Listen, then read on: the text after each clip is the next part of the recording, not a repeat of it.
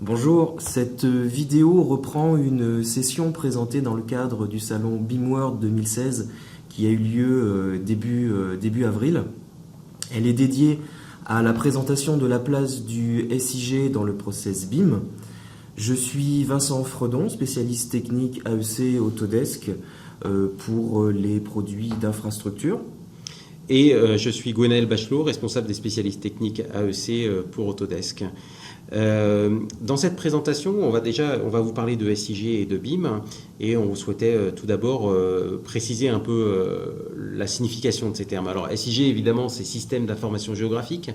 Ça englobe en général le matériel, le hardware, les logiciels, les données, les utilisateurs et aussi les méthodes. C'est une technologie qui a été mentionnée maintenant il y a assez longtemps, en 1968, et qui est extrêmement mature. Ce sont des technologies qui, bien sûr, évoluent toujours, mais finalement pas tellement sur les aspects fonctionnels, beaucoup plus sur les aspects d'architecture informatique. Le SIG suit plutôt les évolutions du monde informatique et ne crée plus vraiment de nouvelles fonctions.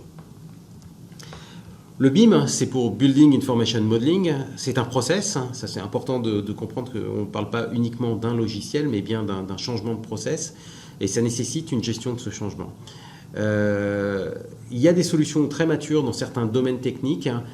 Par contre, c'est vrai que c'est une technologie qui est plus récente et pour laquelle on a toujours un grand besoin de recherche et développement par les éditeurs de logiciels. Alors, comment utiliser le SIG dans un process BIM, puisque c'est de ça dont il s'agit. La place du SIG, on va utiliser le SIG dans ce process BIM. Et la première des choses, c'est qu'on va utiliser les données du SIG 2D. Pour ça, on va se retrouver ici sur des données dans un format très classique, format Shape, qu'on va charger directement dans un outil SIG comme AutoCAD Map 3D. On a donc ces données, vous voyez, par glisser-déposer. On va pouvoir changer leur symbologie, donc des choses très classiques. Et puis, bien sûr, récupérer des informations sur ces données-là. Alors, ces informations sont les attributs qu'on voit en permanence dans le monde SIG. Et vous voyez que là, on est dans un contexte CAO, mais tout de même avec les informations attributaires que l'on a au niveau de chaque objet ou sous forme de tableau. Et donc, on a un tableau de toutes les données attributaires avec un lien entre la partie graphique et la partie attributaire. Voilà. Les données SIG et le BIM. Nous allons vous montrer comment créer dans un modèle InfraWorks 360 un environnement 3D réaliste à partir de données SIG, exclusivement des données SIG équivalentes à celles qu'on vient de voir. Alors, InfraWorks 360, c'est un outil de conception, à la fois de conception, d'agrégation, de conception également externe et de présentation, de communication très efficace, d'infrastructures, de bâtiments, d'aménagement urbain au sens très large.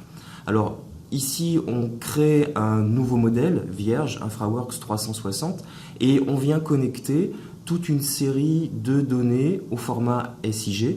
Donc ici, on va commencer par la partie topo. On connecte un fichier d'extension ASC qui correspond au secteur des Hauts-de-Seine en région parisienne, et on a instantanément la modélisation de la topographie du secteur. C'est ce qu'on a à l'écran.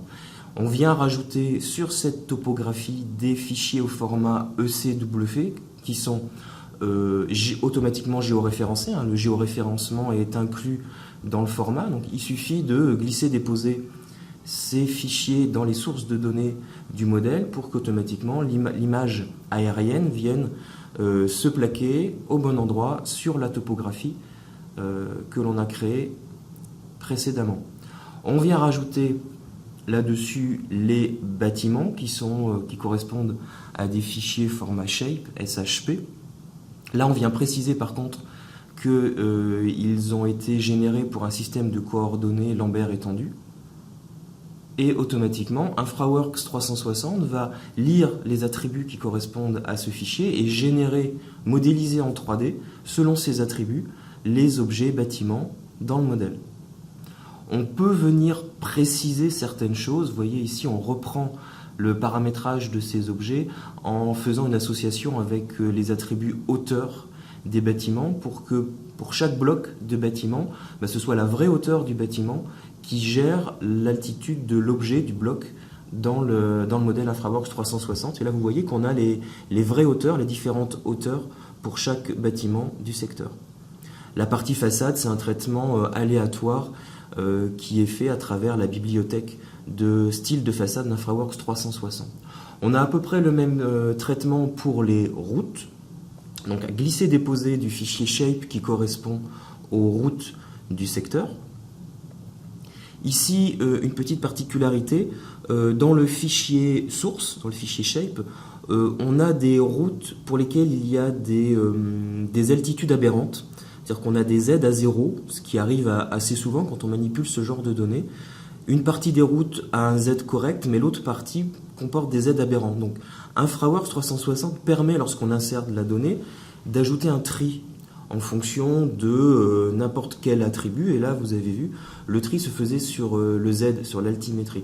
On fait une première insertion des routes en indiquant à InfraWorks qu'on ne veut ou on ne veut pas les Z qui sont inférieurs ou égales à moins 99. Ça permet de mieux gérer en 2 passes, en fait, les routes qui ont un vrai Z correct que l'on veut prendre en compte et les routes qui ont un Z aberrant pour lesquelles on va tout simplement les plaquer sur la topo à défaut d'utiliser le vrai Z puisqu'il est aberrant.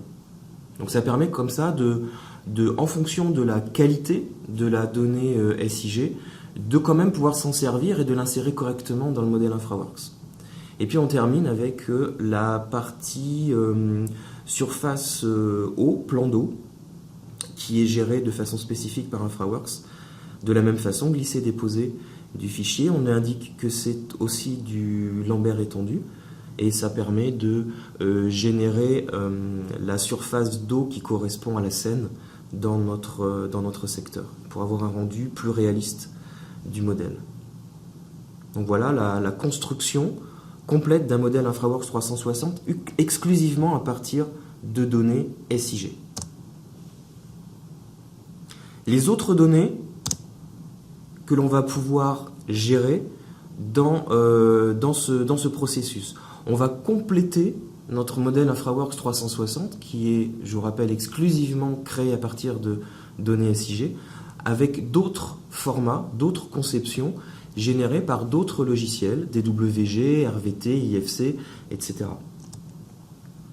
On reprend donc, on réouvre notre modèle InfraWorks 360. On est venu faire un peu de terrassement avec les outils internes d'InfraWorks 360, car c'est aussi un logiciel de conception. Donc on a géré du déblai-remblai, on a fait un petit peu également de travail sur l'accès routier, et on veut connecter dans notre modèle une conception Revit. Donc le format RVT est reconnu nativement par InfraWorks, on se connecte à un fichier Revit, prévisualisation du modèle, et on vient placer le modèle Revit, donc ce bâtiment assez important, et on vient l'orienter, le positionner sur notre plateforme, et on vient lui donner la position qui nous semble la meilleure. On est en phase de recherche, on va dire qu'on est en étude préliminaire pour l'aménagement de ce secteur. On va chercher quelle serait la meilleure position pour l'implantation de ce bâtiment dans notre secteur. Donc voilà une première proposition pour ce bâtiment Revit. Et puis on va étendre la plateforme. Donc vous voyez, les outils d'InfraWorks sont assez simples à utiliser. C'est beaucoup à base de grippe, de glisser-déposer, avec des palettes qui sont assez intuitives. On étend la plateforme de terrassement, et on va venir poser à côté de ce bâtiment Revit une autre conception, mais au format IFC, donc un format d'échange très ouvert qu'on utilise beaucoup dans les processus BIM bâtiment aujourd'hui. Le même processus de prévisualisation du bâtiment au format IFC que l'on vient positionner. Et de la même façon, on va chercher sa position optimale sur la plateforme par rapport au premier bâtiment qui a été placé. Donc vous voyez que le rendu est très proche, très similaire pour ces deux conceptions, que ce soit du Revit ou de l'IFC. InfraWorks les intègre de la même façon. Et on peut naviguer autour des bâtiments.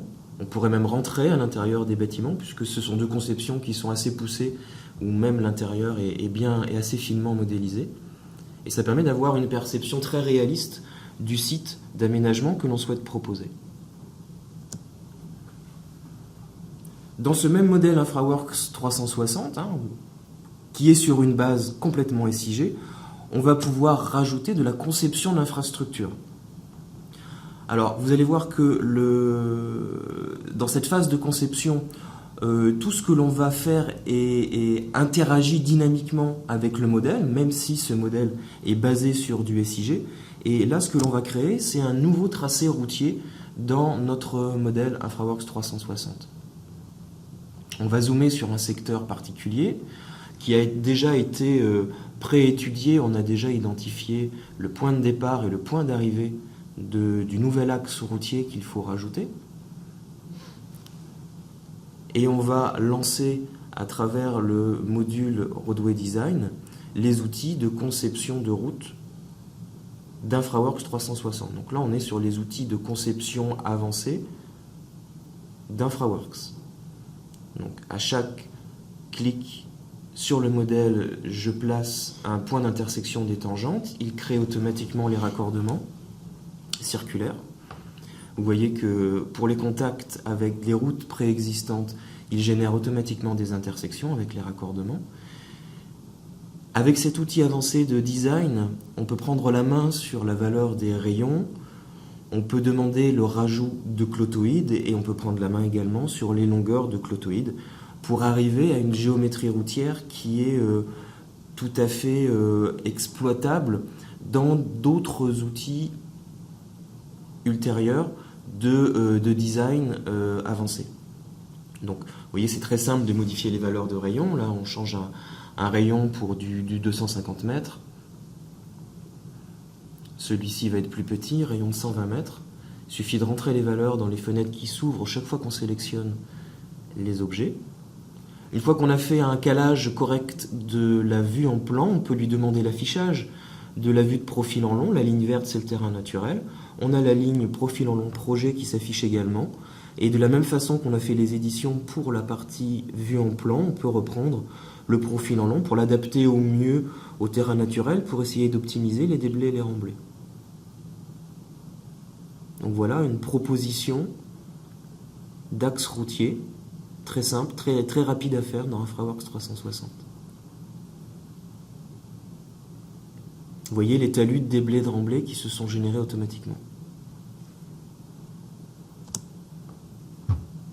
Une fois qu'on a créé cette conception, ce nouvel objet d'infrastructure linéaire dans InfraWorks 360, on va être en mesure de l'échanger avec d'autres outils qui vont nous permettre d'aller un petit peu plus loin dans les phases de conception.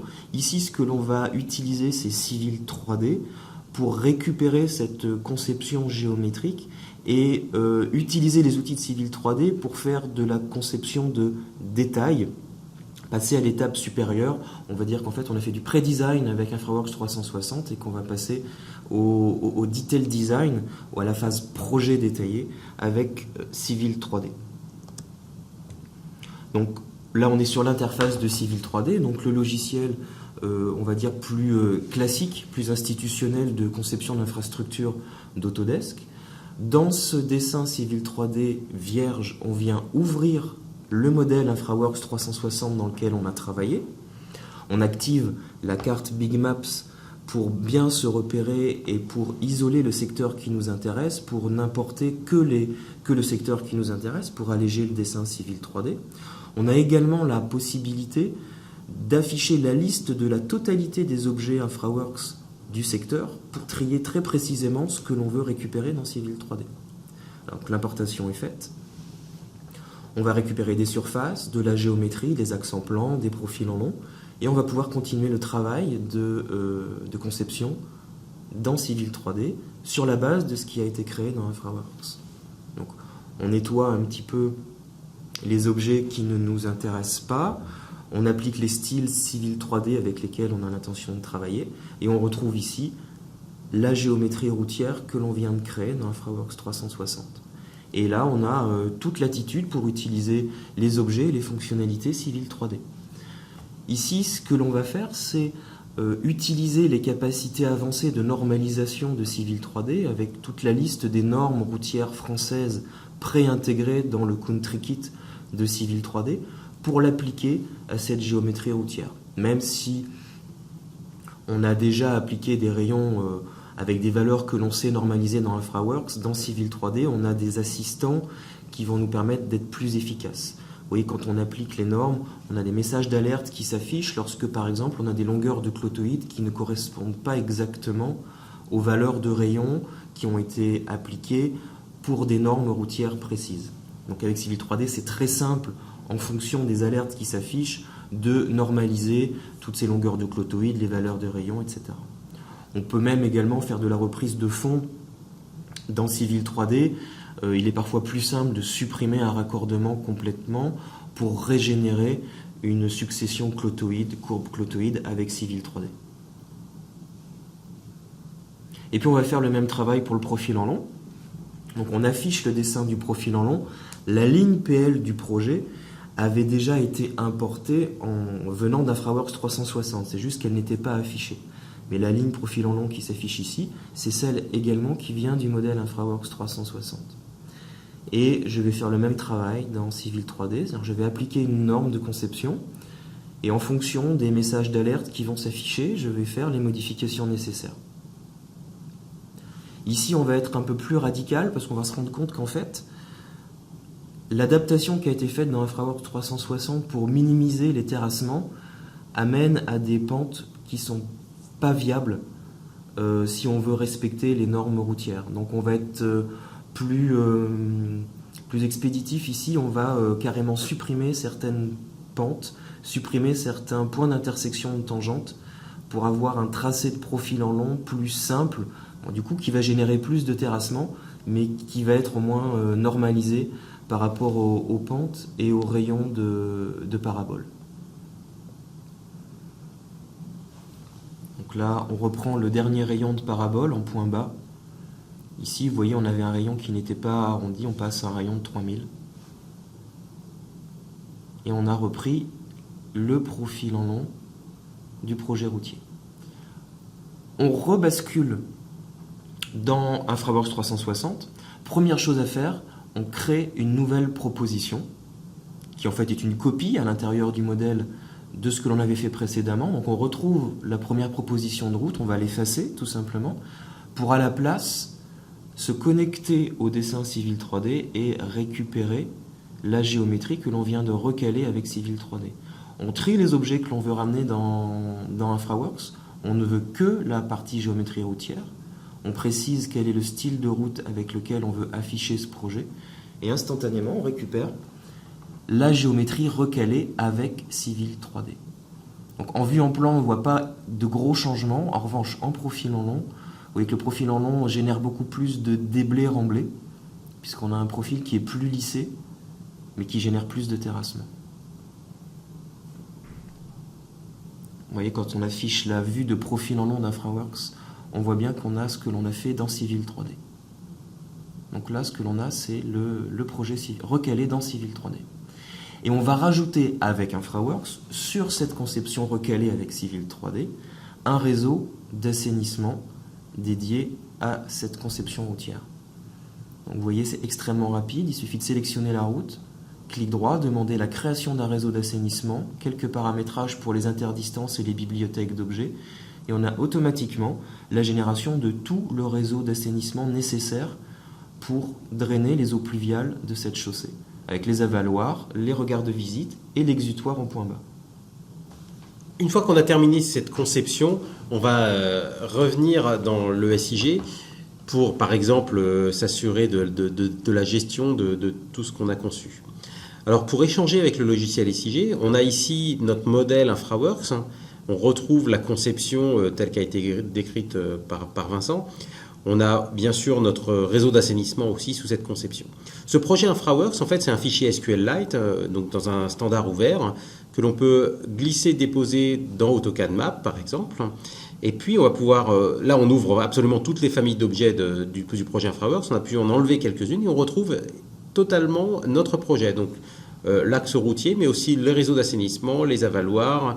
Et on va pouvoir utiliser les fonctions de bulk copy, copie par lot, ou d'export propre à AutoCAD Map pour sortir ces données et les mettre dans un autre format si on souhaite utiliser un autre SIG qu'AutoCAD Map. Donc on est vraiment passé de la conception dans un process BIM, qu'on a pu vous montrer, vers le SIG pour ensuite pouvoir récupérer ces données. Alors, qu'est-ce qu'on peut faire après? Une fois qu'on est dans cet outil BIM qu'est InfraWorks, on a bien sûr des analyses sur le modèle qui sont possibles, des analyses sur la topographie, comme vous voyez à l'écran ici. Des analyses aussi, par exemple, sur des contraintes propres à des infrastructures linéaires, ce que vous voyez ici, par exemple, avec une distance du bâti par rapport à une infrastructure linéaire, ici une voie ferrée, par exemple. Mais aussi plus de simulations, comme par exemple de la simulation de trafic routier, ce que vous avez ici, avec en haut à gauche du trafic routier sur une intersection classique, en bas à gauche sur la même intersection mais en giratoire, en haut à droite sur l'ajout en fait d'une zone d'activité au même endroit, ce qui permet de simuler le trafic routier, et puis en bas à droite, toujours dans le même outil InfraWorks, le mode expert qui nous permet en fait de paramétrer beaucoup plus finement toutes les informations de trafic pour simuler plus efficacement la réalité. Et demain, qu'est-ce qu'on va faire dans le même outil InfraWorks? On va pouvoir utiliser par exemple Project Builder, qui est disponible déjà en version bêta, pour faire des simulations d'inondation. Alors pour ça, on va indiquer les paramètres de crue dans l'outil. Voilà, et on va pouvoir directement simuler l'inondation et voir au fur et à mesure du temps les parties de la route, par exemple ici, qui vont être submergées. Et tout ça, bien sûr, avec l'évolution dans le temps. Donc un outil très intéressant qui utilise le relief, le terrain qui est présent dans InfraWorks. Et demain, c'est aussi sans doute beaucoup plus d'interopérabilité, comme on le fait aujourd'hui avec Building Smart pour travailler en OpenBIM plutôt dans le monde du bâtiment, puisqu'aujourd'hui, tout ce qui est IFC est plutôt orienté bâtiment. Autodesk travaille avec, dans le cadre du projet Mind avec beaucoup d'industriels et d'instituts de recherche sur le projet de recherche Mind, et puis bien sûr avec l'OGC, où on va pouvoir de la même manière contribuer à la définition de standards d'échange. Alors, si vous souhaitez en savoir plus, nous vous encourageons à suivre nos blogs.